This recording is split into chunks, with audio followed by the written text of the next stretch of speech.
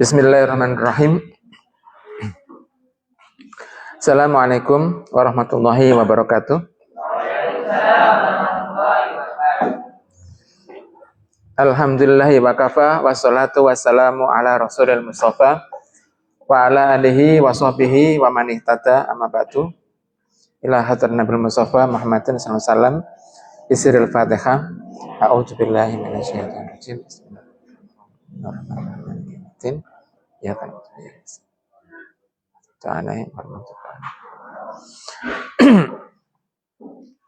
Kita masuk pada pembahasan bab pertama,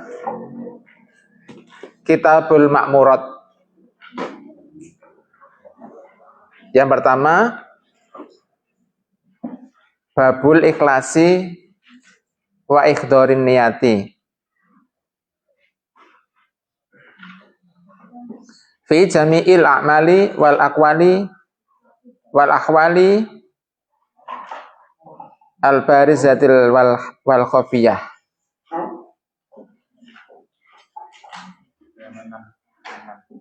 Halaman 6.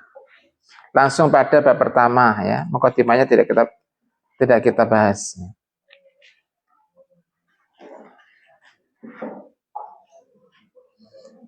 Ya.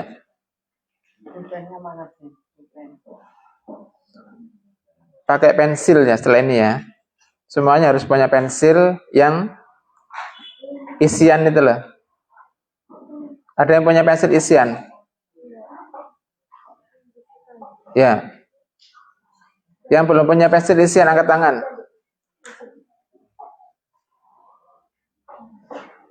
Semuanya harus punya pensil isian. Kalau pulpen nanti kitabmu ngeplek gitu, tintanya ngeplek.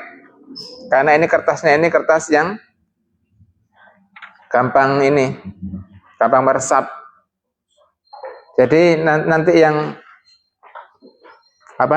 butuh pensil nanti coba nanti didata, nanti dipesankan.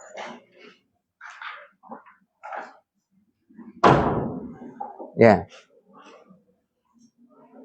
Untuk sementara ya kamu tulis pakai pulpen nggak apa-apa, karena nggak ada yang lain ya. Selanjutnya untuk menulis di buku atau di kitab itu lebih baik pakai pensil yang kecil itu loh, yang bisa dihapus. Ya diambil. Yang kalau salah bisa dihapus. Kalau pensilnya habis, harus beli lagi sama isiannya. Asalkan nggak dipakai cetak, itu awet pensil itu. 1 semester masih bisa dipakai. Kitabul Ma'murat. Bab tentang yang diperintahkan.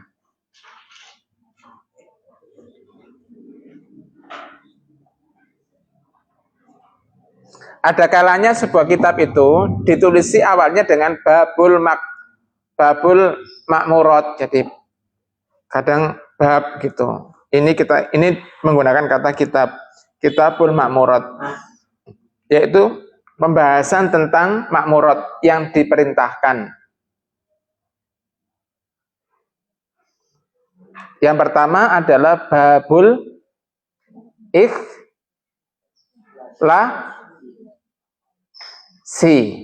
Mutaf ilah ya. Babul ikhlasi. Terus wa ikhdorin niyati fi jami'il a'mali wal aqwali wal ahwali al barizati wal khafiyati. Ya, bisa baca.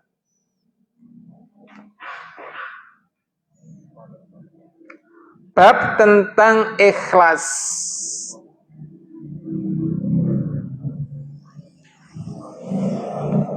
Wa ikhdorin niyah, ikhdor, menghadirkan. Yang nggak tahu artinya ditulis. Di atasnya kata ikhdor itu tulis menghadirkan begitu, yang belum tahu artinya. Dari kata hadoro, hadir, ikhdor, menghadirkan. Dan menghadirkan niat. Dan menghadirkan niat. Fi jami'il a'mali, pada semua amal. Fi jami'il a'mali. Wal aqwali, dan akwal dari kata qaul, perkataan. Wal akhwali dari kata hal, keadaan. Dan keadaan. Al bariza wal khafiyah, yang tampak dan yang tersembunyi. Ya. Bingung ya cara menerjemahkannya? Ya. Belum bisa nulis cepat? Ya. Itu pensilnya bisa dipakai itu? Bisa. Ibrahim ada pensilnya? Ya. Saya ulang ya. Jadi kalau Abah bilang babul ikhlasi, itu di kata depannya, di atas ikhlas itu bisa ditulis ikhlas begitu. Babul ikhlasi, bab ikhlas. Ngerti?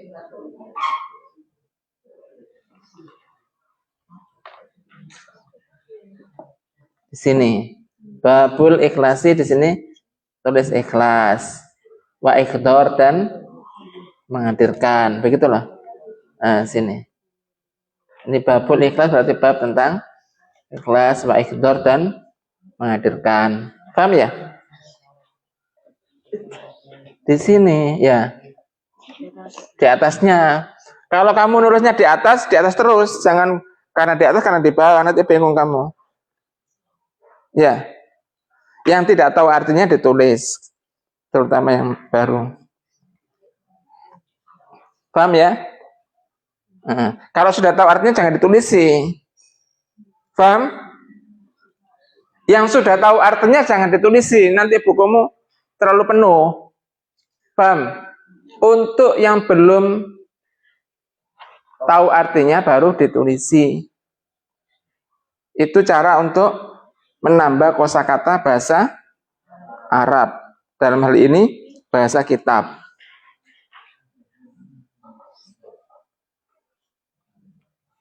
Ya. Saya ulang. Babul ikhlasi, bab tentang ikhlas. Jadi di atas kata ikhlas kita dikasih begitu ya, paham ya? Kemudian wa ikhdorin niyah, dan menghadirkan niat. Ini tadi dibahas sama Ustaz Hakim. Kitab ini bagus sekali. Riyadhus Shalihin. Menghadirkan niat. Fi jami'il a'mali. Fi jami'il a'mali, pada semua amal. Serta wal akwal, serta perkataan. Wal akwal, dan keadaan-keadaan. Itu jamak. Al bariza wal khafiyah, yang tampak ataupun yang tersembunyi. Baik, nanti yang belum paham nanti akan diulangi lagi oleh Abang. Ya, biar apa namanya? Semuanya paham. Qala ta'ala, qala Allah ta'ala, Allah berfirman, wa ma umiru illa liya'budullaha mukhlisina lahuddin khunafa'a wa yuqimus sholata wa yu'tus zakata wa dzalika dinul qayyimah.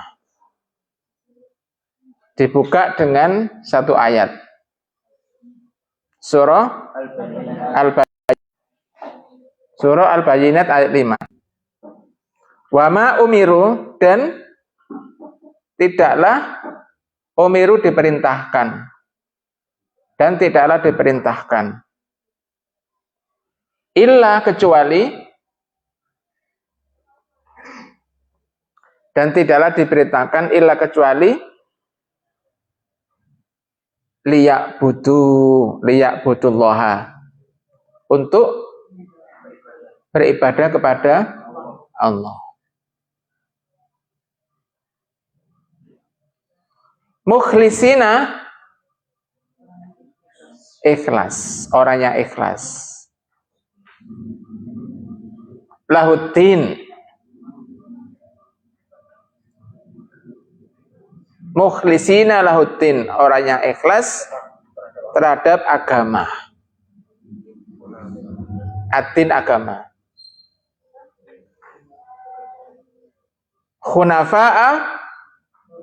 Hunafa istiqomah. Hanif istiqomah. Wa yuqimus sholata, dan menegakkan sholat. Wa yu'tuz zakah, dan menunaikan zakat. Wadzalika dinul qayyimah, dan itulah agama yang lurus.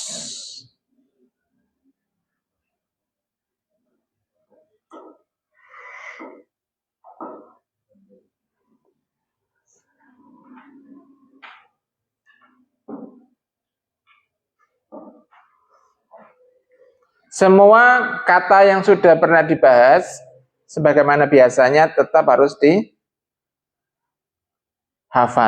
dan diingatkan dan diingat, karena nanti akan diuji dengan kitab yang bersih, yang tidak ada tulisannya, dan kamu harus bisa menjelaskan kembali. Paham ya? Jadi harus lengkap, catatannya harus lengkap. Allah berfirman, wa ma umiru illa liya'budullaha mukhlisina lahuddin hunafa'a wa yuqimus sholata wa yu'tuz zakata wa dzalika dinul qayyimah. Dan tidaklah diperintahkan kecuali hanya untuk beribadah kepada Allah. Mukhlisina lahuddin, ikhlas terhadap agama ini.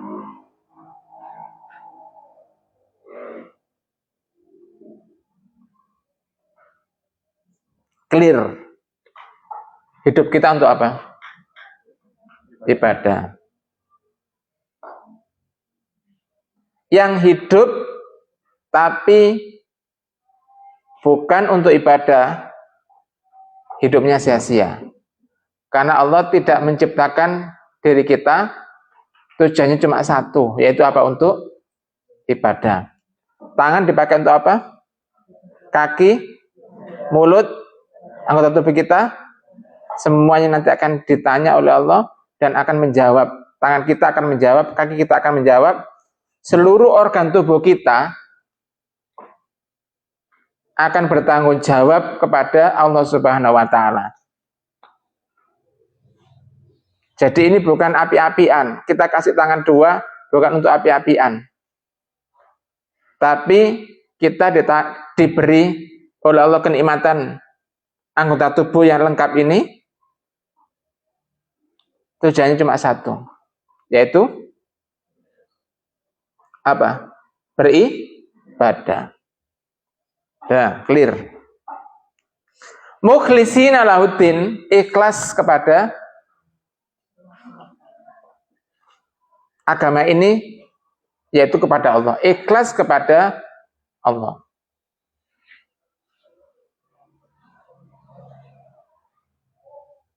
Salah satu daripada ibadah adalah, salah satunya, dan ini yang paling utama, termasuk yang paling utama adalah belajar.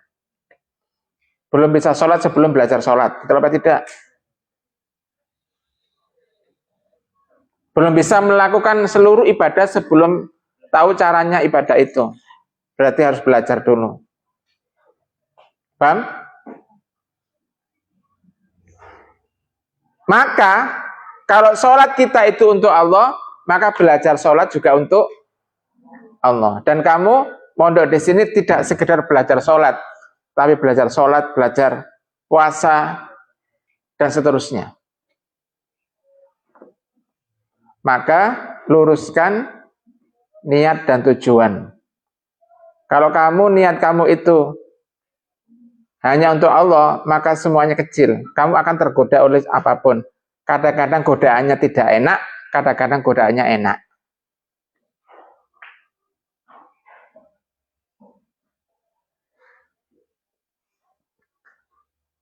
Semuanya kedua-duanya bahaya. Ada orang yang sudah punya niat yang ikhlas hanya kepada Allah, nanti dia kemudian terbelok karena teman. Ada kalanya temannya itu ngajak enak, ada kalanya temannya ngajak tidak enak. Maka kamu katut. Kenapa? Karena kamu tidak punya keikhlasan kepada Allah Subhanahu wa taala. Paham? Padahal hidup ini sendiri-sendiri. Pertanggungjawabannya di akhirat sendiri-sendiri.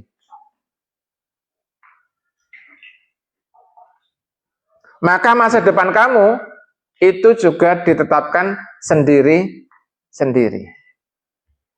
Adanya teman ini untuk memperkuat. Tetapi semuanya kembali kepada nafsi-nafsi sendiri-sendiri.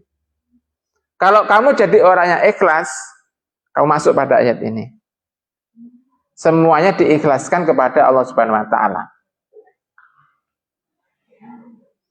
Orang tuamu juga berusaha ikhlas, mengikhlaskan kalian ke sini itu juga bukan hal yang ringan. Tadi siapa? Umiknya Hafiz di situ. Nggak mau pulang sebenarnya, sama abinya ayo tak mulai.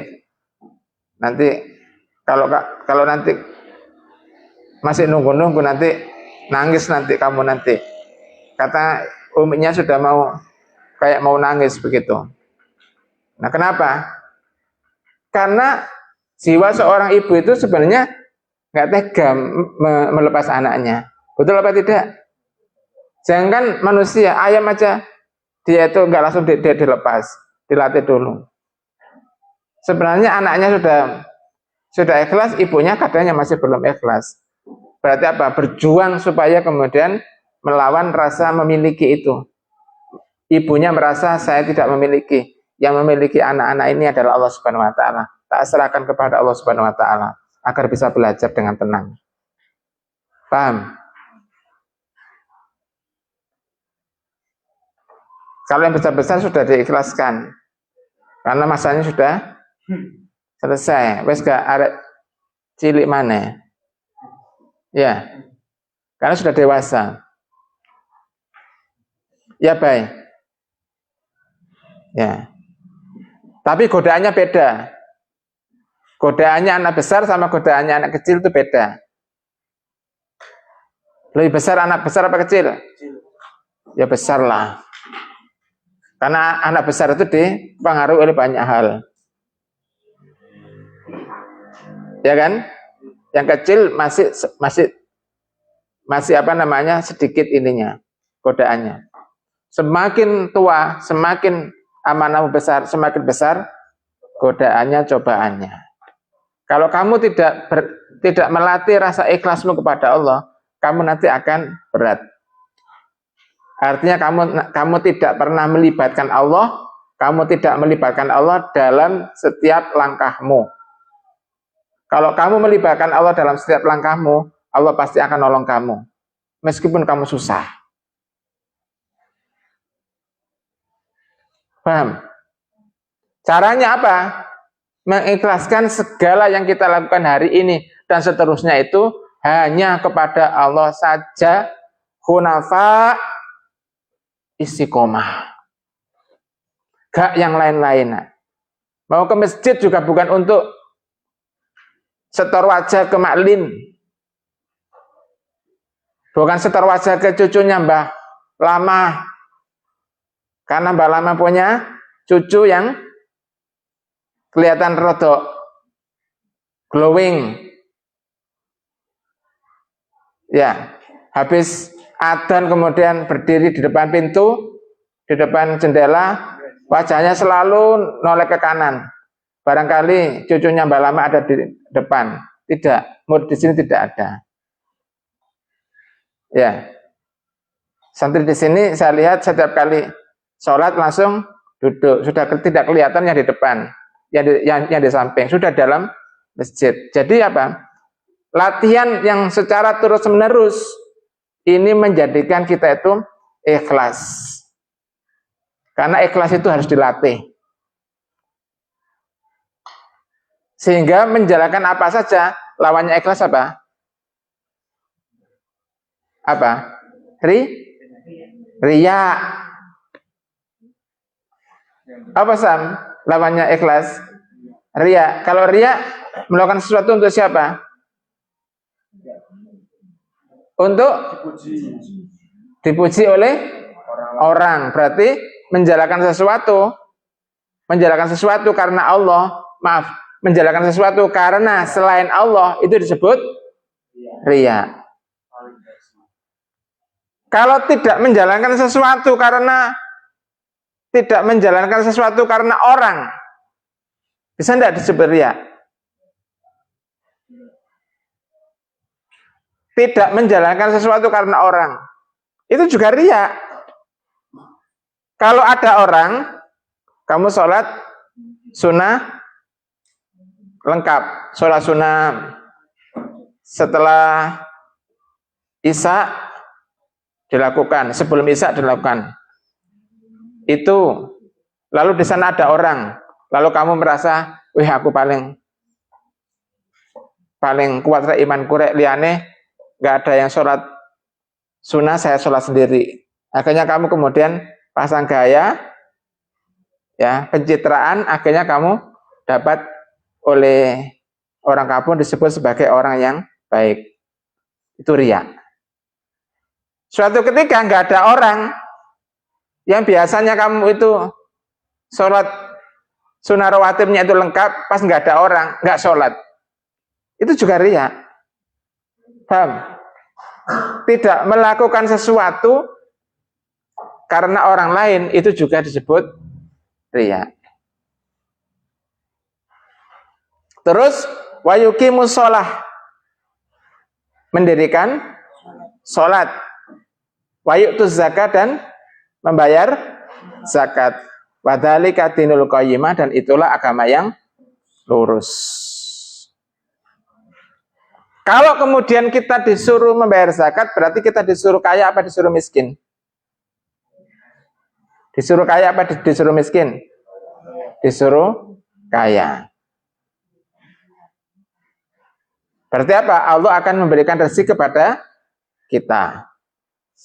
Kita sholat, kita beribadah, dengan ibadah itu kemudian Allah memberikan rezeki kepada kita. Jadi rezeki itu, ini masalah iman, rezeki itu sudah ditanggung oleh Allah Subhanahu wa taala.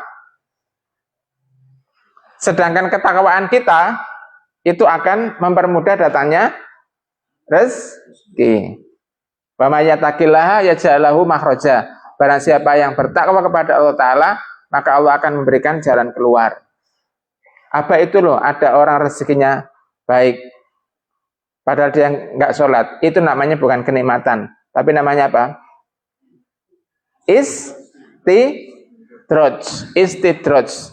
Seolah-olah kenikmatan, tapi dengan itu kemudian menjauhkan dia dari Allah Ta'ala, itu namanya istidraj. Istidraj itu apa? Dilulu, ngerti dilulu enggak? Diangkat, habis diangkat, dicemes, dibanting, itu namanya istidraj. Ada orang cantik, dengan kecantikannya itu banyak pengikut, banyak penggemar, banyak fan, tapi kemudian dia menjadi lupa kepada Allah Ta'ala. Kecantikannya itu istidraj. Lebih baik nggak cantik daripada cantik, tapi dia itu kemudian jadi jauh kepada Allah Subhanahu wa taala. Itu namanya istidraj. Gitu ya. Terus qala ta'ala la yanalallahu luhumuha wala dima'uha walakin yanaluhu at-taqwa minkum. La yanalu tidak sampai, la yanala tidak sampai, Allah tidak sampai kepada Allah luhumuha dagingnya, wala dima'uha dan tidak darahnya,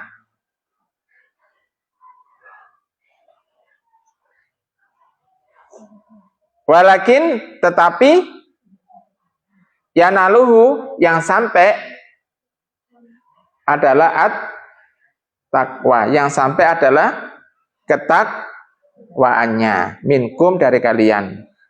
Ini masalah apa ini? Kurban. Jadi kalau ada orang kurban itu adha, apa yang disembelih? Sapi atau kambing. Ada agama yang lain, kurban itu adalah menyembelih binatang. Kurban itu menyembelih binatang, lalu kemudian anggota tubuhnya itu dipersembahkan untuk dewa-dewanya itu.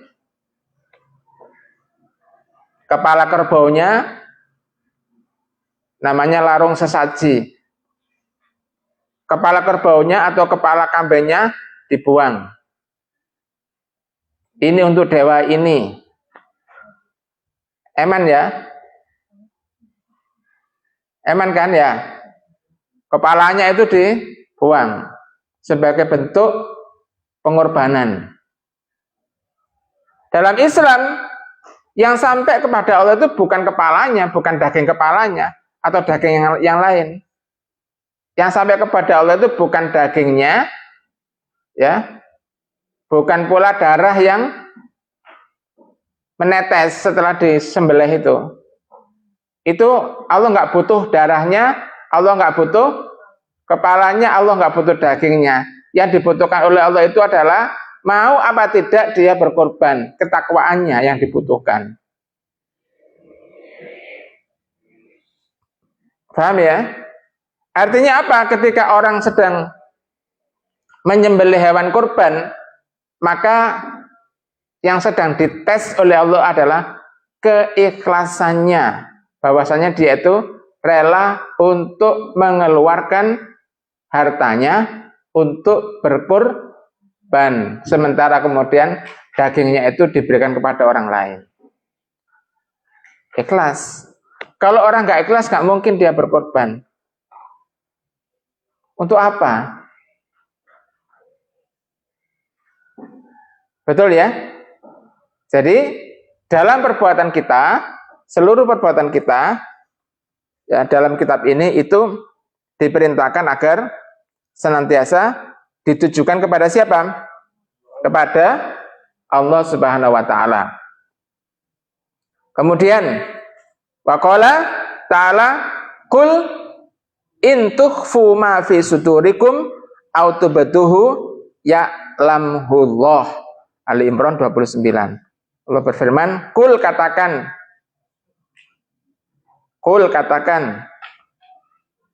in tukhfu, jika kalian sembunyikan,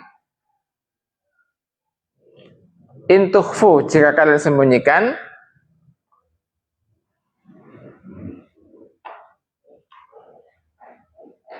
ma fi sudurikum, apa yang di dada kalian,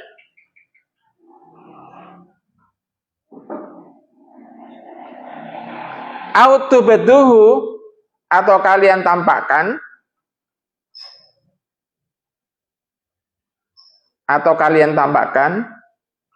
ya lamhullah, Allah itu tahu. Jadi percuma kamu nggak bisa membohongi Allah Ta'ala, ngerti.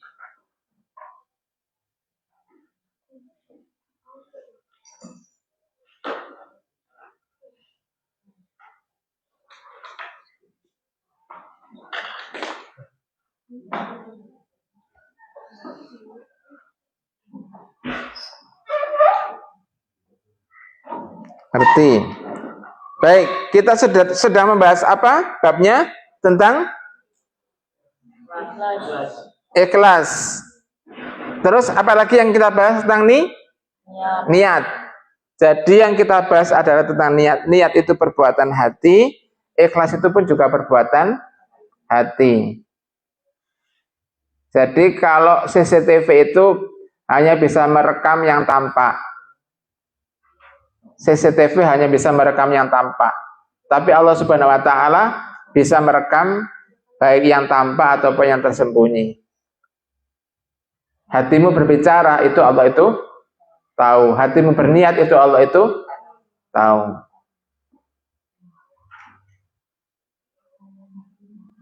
Kesadaran bahwasanya Allah itu tahu kepada kita, ya. Saya ulang lagi, didengarkan. Ya. Kesadaran bahwa Allah Subhanahu wa taala itu tahu terhadap perbuatan kita baik yang tampak ataupun yang tidak tampak, itu adalah sesuatu yang mahal.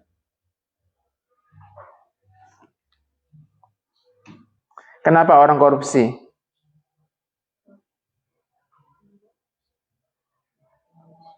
Karena dia berpikir Allah tidak tahu. Kenapa orang korupsi? Karena dia pikir tidak ada neraka. Kenapa orang korupsi? Karena orang satu kantor nggak ada yang tahu, dan Allah juga tidak tahu. Tapi kalau kemudian kita itu senantiasa sadar bahwasanya Allah itu selalu tahu apa yang ada di dalam dada kita, serta apa yang kita lakukan, kamu tidak sempat untuk berbuat maksiat. Kamu malu berbuat maksiat.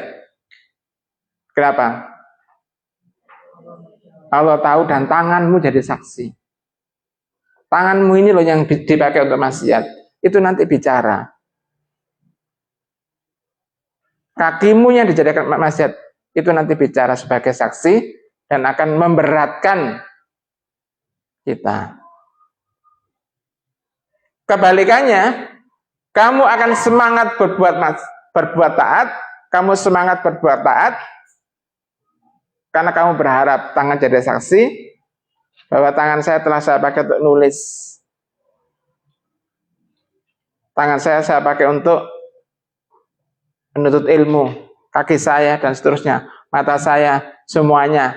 Capek saya pakai untuk nuntut ilmu. Sampai Allah itu kemudian memberikan ilmu di dalam akal kita, di dalam otak kita ada ilmunya. Paham? Ketika Allah yang Rahman, Allah yang Rahim itu sudah menancapkan ilmu itu ke kepalamu, lalu kamu menjadi pinter, kamu menjadi bisa. Ini nilainya tidak terhingga. Kamu akan menjadi orang yang faqih, kamu menjadi orang yang alim. Ya. Jamaknya itu ulama, kalau satu itu alim, bahwa kamu berarti orang yang dipilih oleh Allah untuk mewarisi tinggalan Nabi.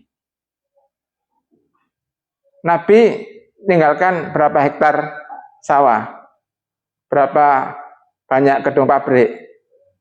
Tidak. Ninggalkan apa? Ninggalkan apa? Ninggalkan apa? Quran dan Sunnah. Kalau Quran dan Sunnah sebagai peninggalan Nabi satu-satunya, dua hal pasangan ini, Quran dan Sunnah itu ya bisa kita ambil, bisa kita pahami. Allah memudahkan kita untuk memahami dua hal itu. Yang kata Ustadz Hakil tadi, bahasanya adalah bahasa apa? Arab, bukan bahasa Inggris, bukan bahasa Jawa, bukan bahasa Madura. Ya, bukan bahasa Cina dan sebagainya, itu bahasa Arab. Ya, yang kata orang sulit, tetapi kata Ustadz Hakil dan juga menurut Abba itu tidak sulit. Tiba-tiba kamu juga merasa bahasa Al-Quran itu tidak sulit dan kamu bisa, maka kamu adalah orang yang dipilih untuk mendapatkan rezeki ini, mendapatkan warisan. Orang itu kalau dapat warisan itu seneng. Nggak ada orang dapat warisan nggak seneng. Apalagi warisannya banyak. Dia sedih sebentar. Bapaknya mati. Wis tuwek umur 80. Sedih sebentar. Tapi setelah itu seneng. Kenapa? Warisannya banyak. Tapi kalau warisannya berupa hutang, sedihnya 2 kali. Ya. Paham? Sementara kalau Nabi itu ngasih warisan itu Quran dan Sunnah, dan kamu bisa menerima beban warisan Quran dan Sunnah itu, kamu itu hebat. Gunung itu nggak mampu mendapatkan Quran dan Sunnah. Betul apa tidak? Ketika wahyu itu ditawarkan kepada gunung, gunung jebol. Bukit Sinai gempa. Nabi Musa, ya kan? Allah berbicara, puncak gunungnya gempa. Padahal itu bukan tanah, tak itu batu. Nah, sementara kalian itu bisa memahami Quran dan Sunnah, ya. Kalian bisa memahami Quran, berarti kamu itu kuat, lebih kuat daripada apa? Gunung. Kamu di sisi Allah itu lebih kuat daripada gunung. Nah, proses untuk memahami Al-Quran itulah kemudian membutuhkan ikhlas, membutuhkan sabar. Paham? Membutuhkan waktu. Membutuhkan kerja keras. Gak tolak-tolak kanan dan kiri. Kamu bisa enggak membedakan siapa yang mendukung dan siapa yang menghambat? Bisa enggak? Kamu berjalan ke arah apa? Kamu berjalan ke arah barat misalnya. Kalau temanmu yang di belakang itu, ayo cepat, kamu kuat. Sebentar lagi, jangan menyerah. Kira-kira dia itu menghambat apa mendorong? Mendorong. Kalau yang satunya ngomong begini, Jesuwe iki, paling kamu nanti nggak akan kuat. Mari iki nanti ada tanjakan. Udah di sini saja kita boleh es degan. Nanti di sana lagi ada es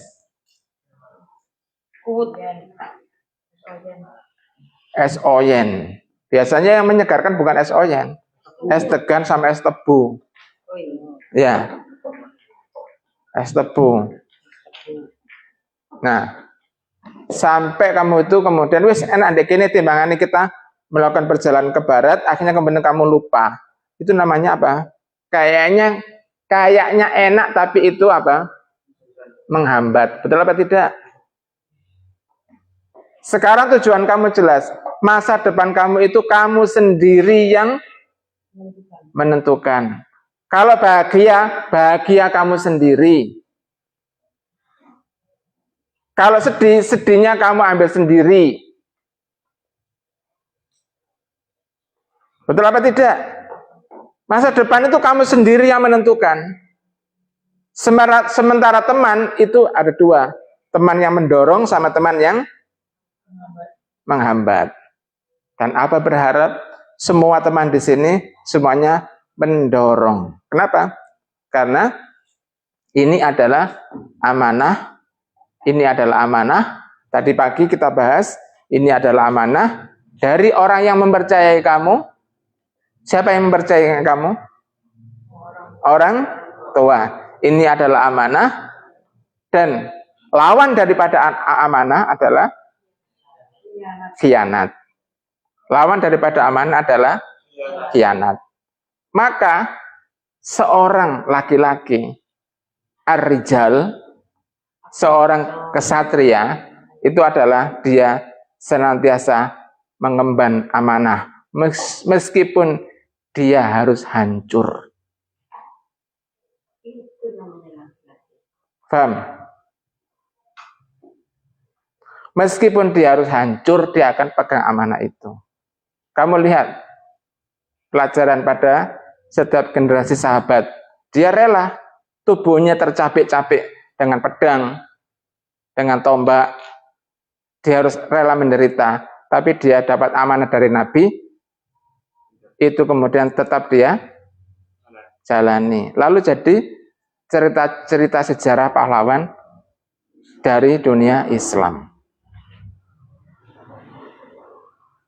Nah, generasi inilah yang kita ambil sebagai teladan. Sebagai apa? Teladan. Paham Zaki ya? Jadi harus apa? Ikhlas. Kemudian niat hanya untuk Allah. Kalau kamu tidak pernah berniat hanya untuk Allah, pasti kamu gagal. Pasti sudah. Ini untuk urusan apapun pasti gagal. Sebab niat itu lebih daripada separuh. Tadi saya yakin, Hakil tadi mengatakan, niat itu lebih daripada separuh. Separuh daripada kesuksesan itu di niatnya. Sebab kalau orang berniat, dia jatuh, dia akan bangkit. Jatuh lagi, bangkit lagi. Jatuh lagi, bangkit lagi. Dia hanya berhenti kalau mati. Seandainya para ulama-ulama terdahulu tidak punya niat yang besar, kita ini masih menyembah batu. Kita ini masih menyembah pohon. Untuk apa mereka datang dari negeri yang jauh dari Arab, mereka sejahtera datang ke Pulau Jawa? Untuk apa? Apakah mereka di sini dapat enak? Enggak dapat enak. Dimusuhi.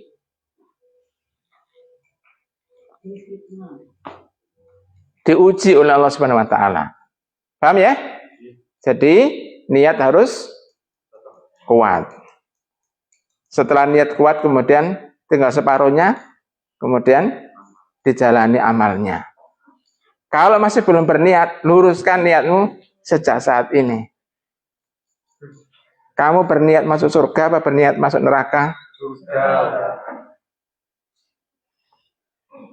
Tidak dengar. Berniat masuk surga apa berniat masuk neraka? Surga. Layak tidak menjalankan niat masuk surga, tapi yang dilakukan itu kegiatan neraka? Layak apa tidak?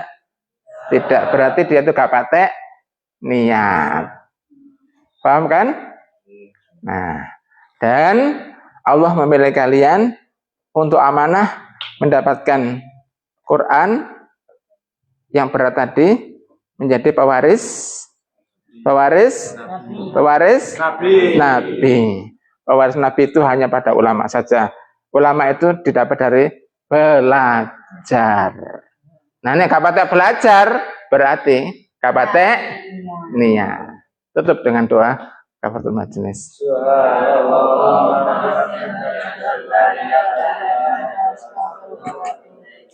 Assalamualaikum warahmatullahi wabarakatuh.